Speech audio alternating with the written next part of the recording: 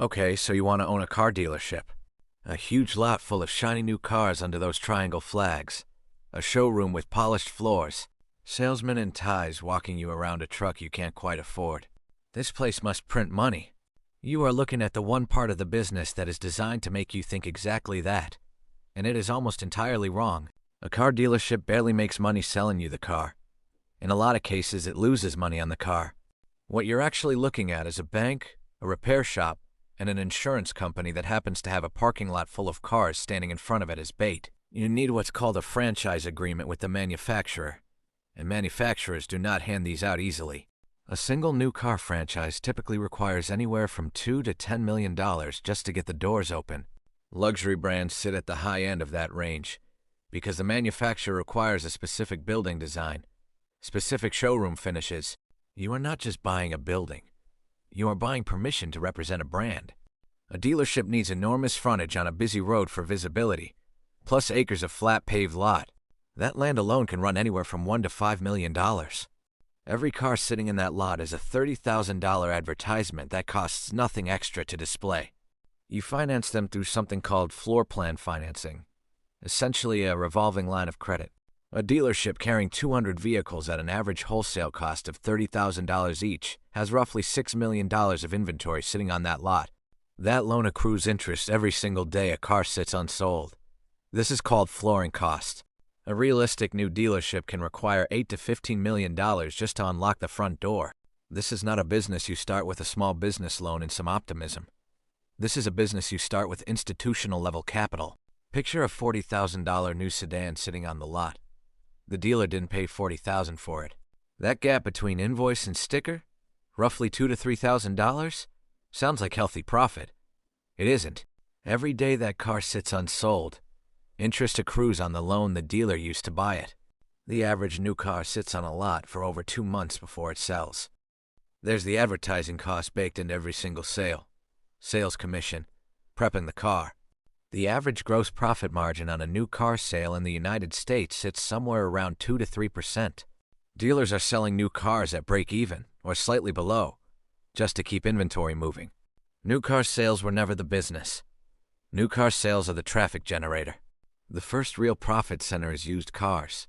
A used vehicle typically carries a gross margin of 15 to 20%. Every dollar they shave off your trade-in value is a dollar they add straight to that used car's future margin. Finance and insurance, or F&I for short, generates more gross profit per vehicle than the sale of the car itself. They mark it up, often by 1 to 2 percentage points, and pocket the difference as dealer reserve. Extended warranties can carry markups of 50 to 100%.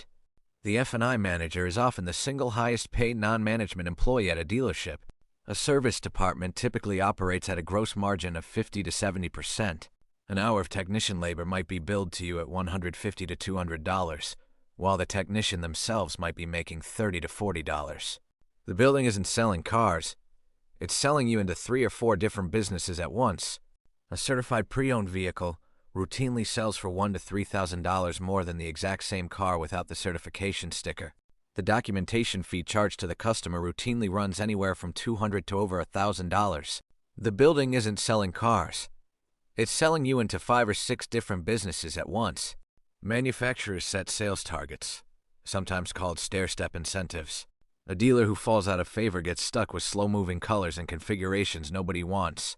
During the 2008 financial crisis, General Motors and Chrysler both filed for bankruptcy. Roughly 2,000 Chrysler dealers and around 1,200 GM dealers received termination letters within weeks of each other. It froze their million-dollar parts inventory.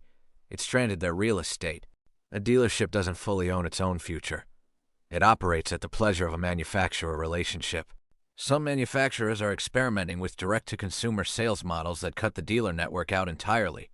In the optimistic scenario, the dealership sells around 2,000 new and used vehicles combined over the year. A well-run dealership like this can generate somewhere between $300,000 and $1.5 million in net profit. Note how thin that margin actually is relative to the revenue. Interest rates rise, which makes auto loans more expensive. A nearby competing dealership of the same brand undercuts pricing aggressively, forcing a price war.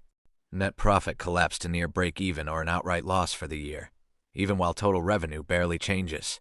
The showroom looks identical from the parking lot. The number at the bottom of the spreadsheet tells an entirely different story. Why a salesperson seems desperate to get you into that F&I office. The finance office is almost never located near the entrance. It sits deep inside the building. That emotional shift, the moment between choosing a car and signing for it, is worth more to a dealership's bottom line than almost any other single moment. A large share of dealership sales staff work primarily on commission. The manager disappearing to check with the desk.